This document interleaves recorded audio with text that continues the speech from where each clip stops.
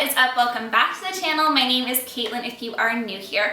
Thank you for commenting down below and voting on what theme I'm going to be doing. I'm really excited to do Jellyfish for my August plan with me. I think going forward, I'm going to try this out every single month where you vote. So make sure to keep up with our community page and you'll be notified there.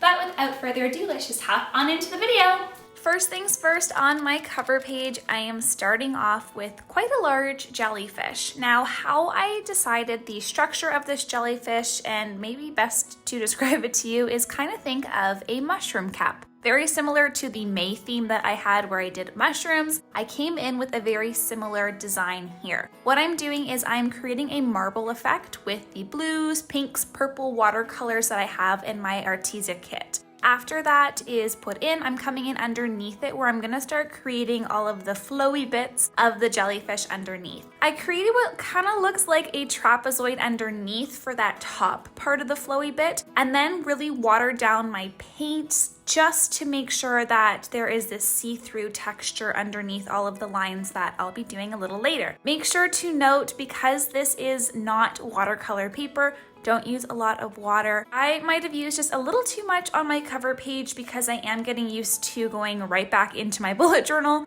For my July plan with me, I had gotten around this issue with using different paper and then gluing it in, but that is not the case this time around. As you saw, I did come in with a detailed brush and a really pigmented dark line for the little wispies underneath. On the top here, I am adding in just a little bit of detail with white. What I find with paint markers or even my jelly pen is sometimes they don't always come up the way that I want them to or the opaqueness that I want them to. So I picked up some of my acrylic white titanium paint and this liner brush and just added in some highlighting throughout the top of the jellyfish and then in the wispy bits underneath. For this, I wanted to create 3 different jellyfish. So I'm going to show you this 2 more times and kind of explain maybe a little bit better detail or more tips, tricks for you if you are wanting to use this. For this second jellyfish, I'm coming in with more of a pinky red orange color. The reason why I chose this color is because I wanted my jellyfish to match, to blend in with each other, look cohesive. So by taking a color out of my first jellyfish there, I put it in here and it just blends a little bit better, makes a little more sense on the page. For these wispy bits underneath, I am coming in with all of those colors that I used on the top. So that purpley shade, the pink, the orange, and then again added in all of those highlights with my liner and my acrylic paint. The next jellyfish, I ended up doing a greeny blue color. Again, kind of tying the colors in here with keeping that blue from the first jellyfish and moving things over. The one thing that I really loved about this bullet journal theme is how quick and easy it is. If you are a beginner to using watercolor, honestly, each jellyfish probably took me no more than 10 minutes to do at the beginning, and then I got quicker and quicker in doing all of this throughout the setup. So it's very achievable and realistic if you have a busy week, if you want to explore some creativity in your bullet journal and give some paints and watercolors a try.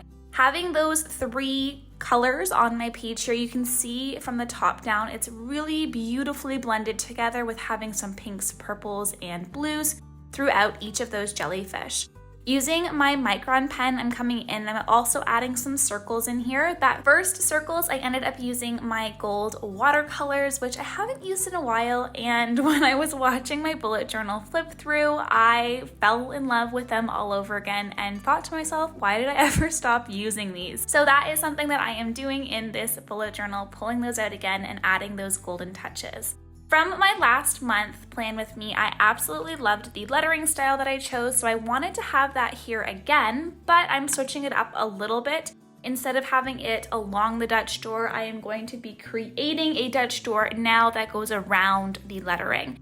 I think this is going to be a little bit better in differentiating what my cover page is versus what everything else, all of my other bullet journal spreads and collections are. To finish off my cover page, I'm coming in with a thicker line using my Tombow brush pen, and then my micron pen for that skinnier line. Next up is my calendar spread. We are doing something a little different because I really just need to find something better than what I'm using. I am just using these spreads that I've been using out of convenience and trying not to think of something new, but honestly, it could be better, so we're trying something a little different. Hopefully it works out.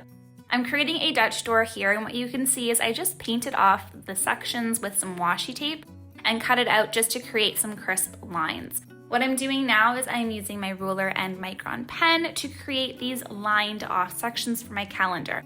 What you might notice is I actually have two thicknesses of lines, one thicker and a little skinny line in between. What this skinny line is going to be is kind of a habit tracker. So if you are the person who likes to have different spreads for multiple purposes, I know that I did a recent video on my food tracker and I had a meals and a grocery list in one. This is kind of what that is. I'm going to be tracking my business habits on my calendar. Things for YouTube, Instagram, blog, and now my shop. And then that is going to be colored in when it gets completed.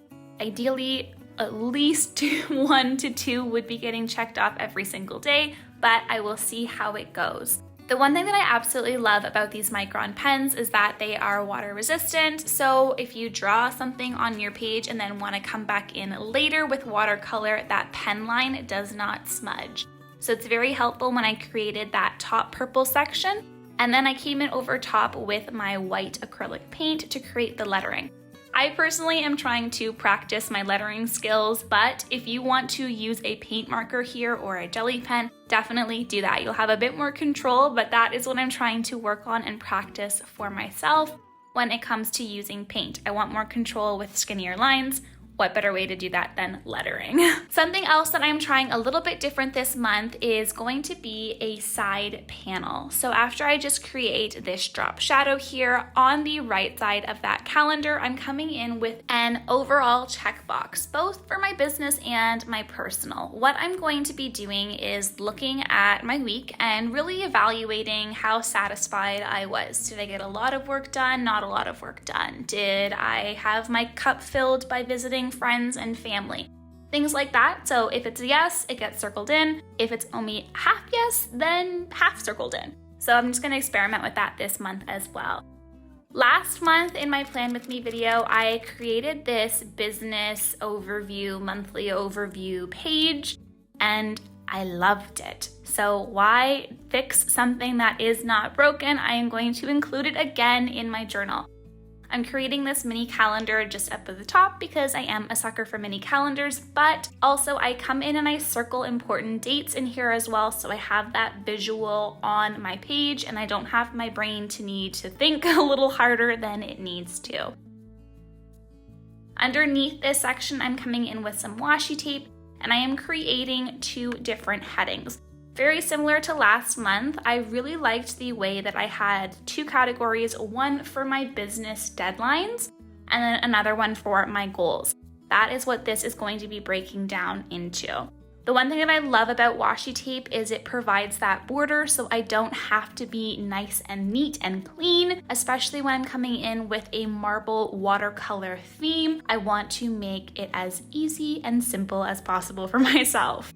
Over top of this watercolor, I'm wanting to come in with that title. So from my Dutch door strip that I cut out originally, I'm coming in and I'm writing in my different titles. So I just penciled off the section where I want my wording in using my crafter's tape, and then I'm gluing that down into my book.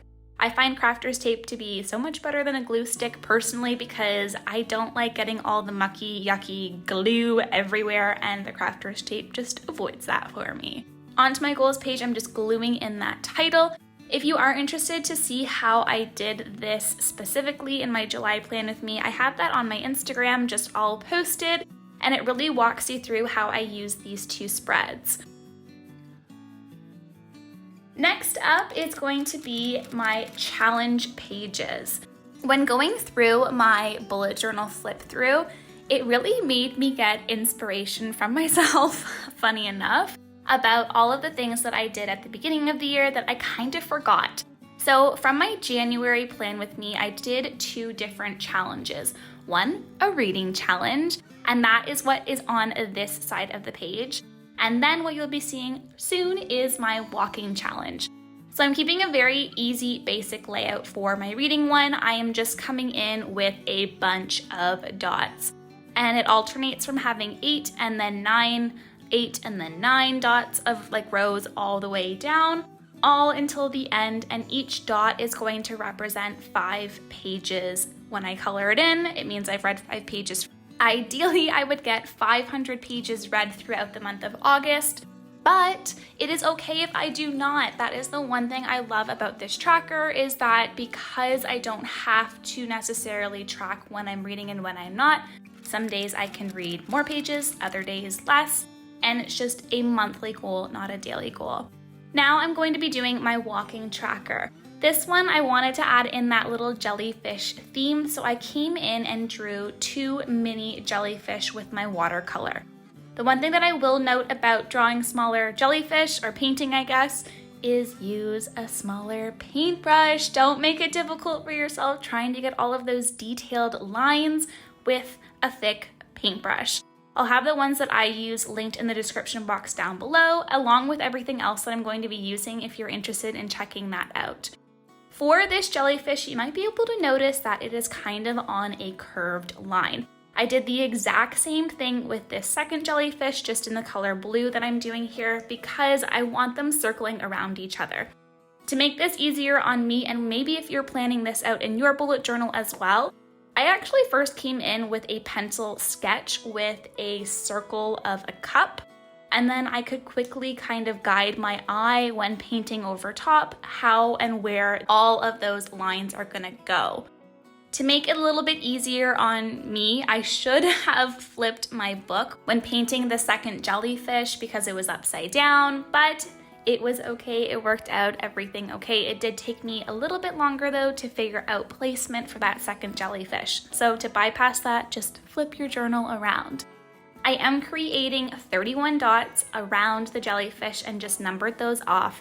And for every 7,000 steps that I get, I'm gonna come in and color it in with my gold watercolor. And then if I get under that, it's just going to be a black dot instead.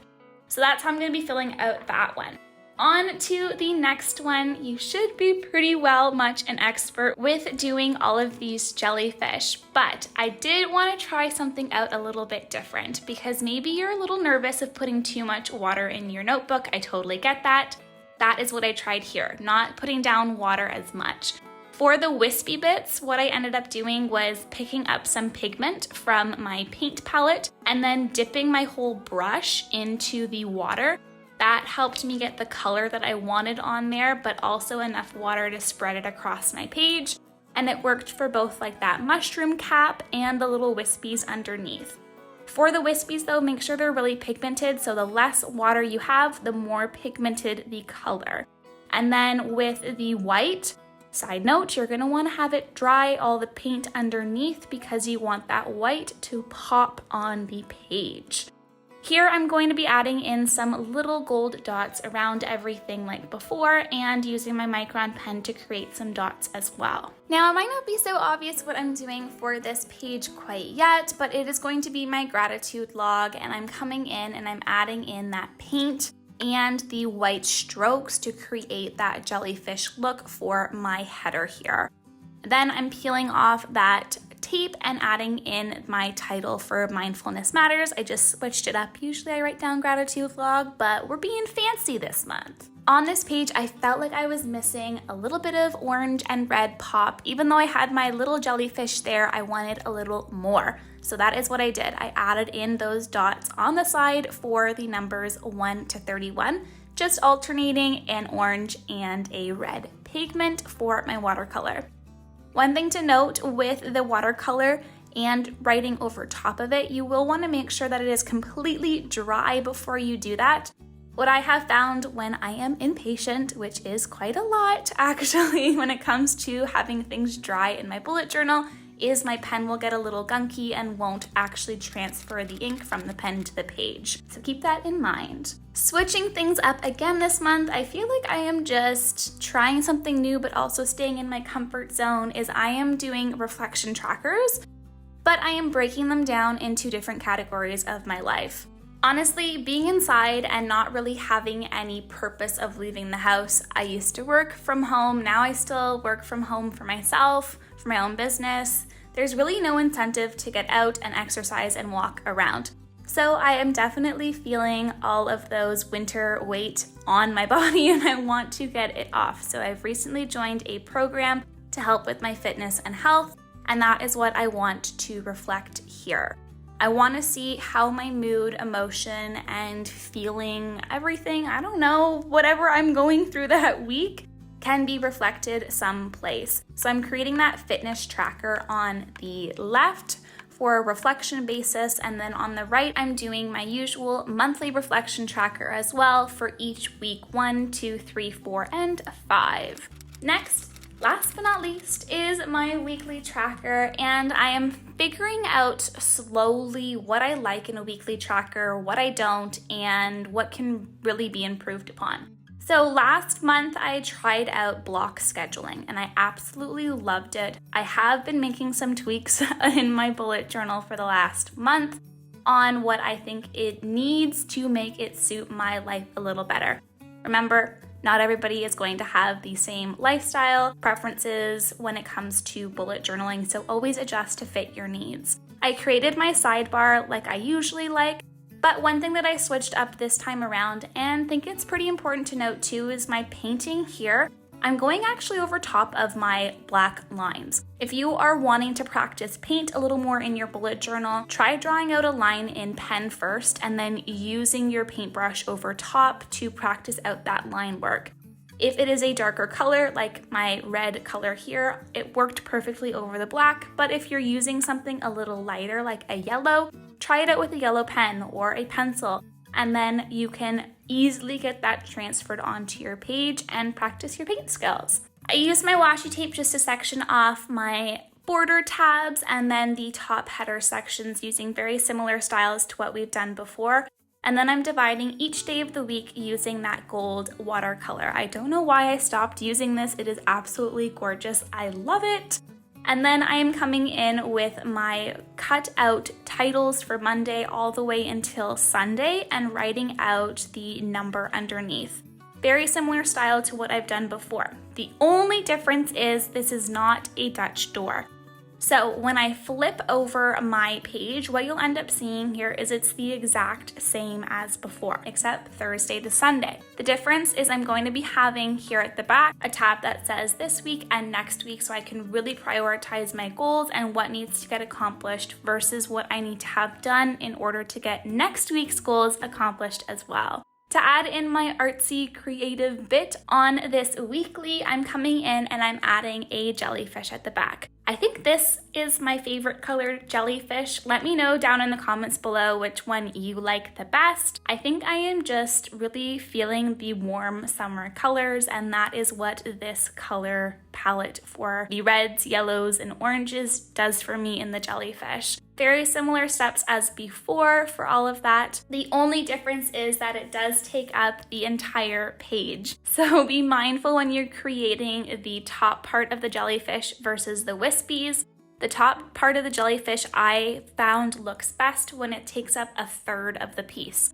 So a third is the head part and 2/3 are going to be those wispies underneath, just for making the jellyfish properly proportioned in my view. Of course, test out things by yourself, see what you like better, but that is just a tip if you are trying this for the first time. And that is really it for this bullet journal setup for your August plan with me. I hope you guys like it. If you do, make sure to like the video and consider subscribing for future videos. And if you want, comment a jellyfish down below. I will see you next week for another video, and I hope you enjoy the flip through.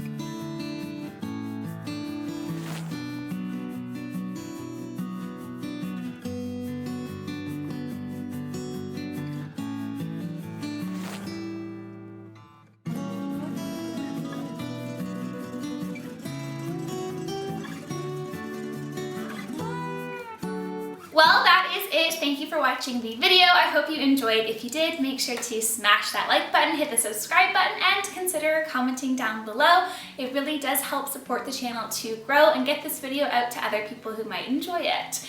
But with that all done, I will see you next week for a surprise video. Bye!